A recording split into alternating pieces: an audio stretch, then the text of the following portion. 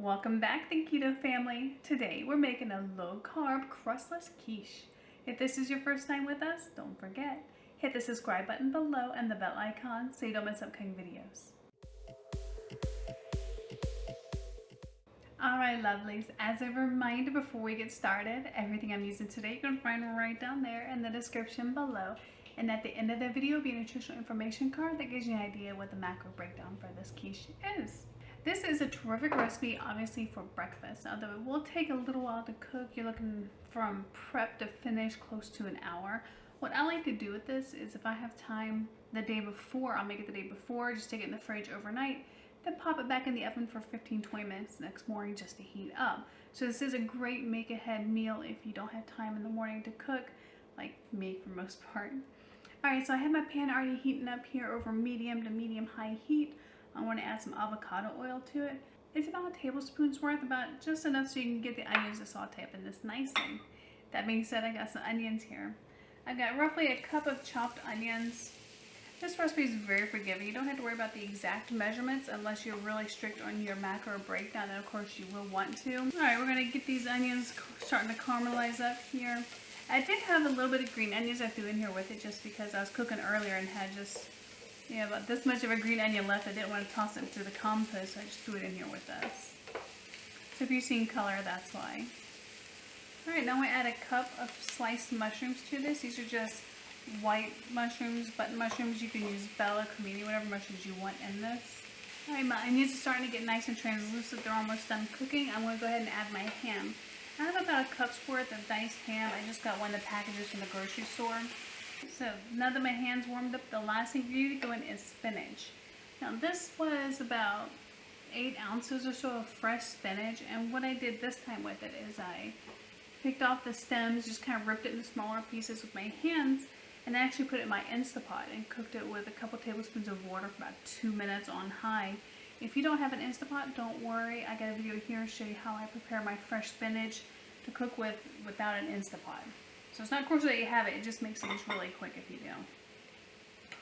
Also, if you don't have fresh spinach on hand or if you don't want to mess with it, you can also use frozen spinach. Just make sure you thaw it out and drain out all the excess water. We're just cooking this for a few more minutes until any extra moisture in the bottom of the pan has evaporated out. Alright, so this has just finished cooking. I'm going to go ahead and turn the heat off. And I'm actually going to be removing this from the heat because I want this to cool down slightly. If I mix this in with the rest of my ingredients now, it'll start cooking the egg before I want it to get cooked. So I just need to let that cool off for a few minutes. Alright, so next up we have our eggs. I have 5 large eggs here that have already been beaten, and I have 2 cups of shredded cheese. My shredded cheese of choice is cheddar cheese. You can obviously use whatever cheese you prefer. A piece of onion. But you can use whatever cheese you prefer in this. Alright, next I want to add my seasonings to this. This is really salt and pepper to taste kind of thing. I have a half a teaspoon of pink Himalayan sea salt, and then I have a teaspoon of garlic and herb Mrs. Dash. I want to mix all this in. Alright, that's mixed together. I need to give this a few more minutes to cool down, so I'll see you right back in a second.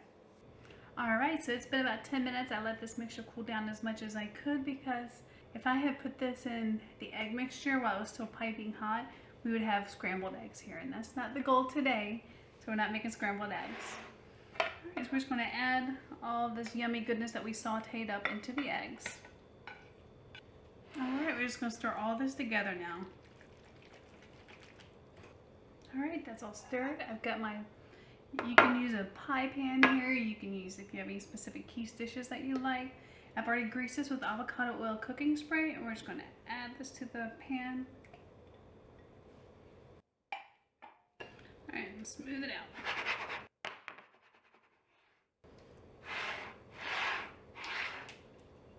Alright, nice and smooth. Now I already have my oven preheated at 350 degrees. We're going to bake this for about 40-45 minutes. I'll see y'all back soon. Alright guys, so this just came out of the oven. It is piping hot. I can still hear it sizzling and bubbling on the edges. So it cooked right at 45 minutes.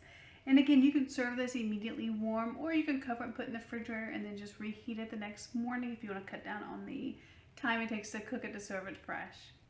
Guys, I hope you enjoyed this video. Don't forget, leave me a thumbs up down below. It really helps the channel. And feel free to share this recipe to anybody you know can use a great low carb crustless quiche recipe. Until next time, guys. Bye.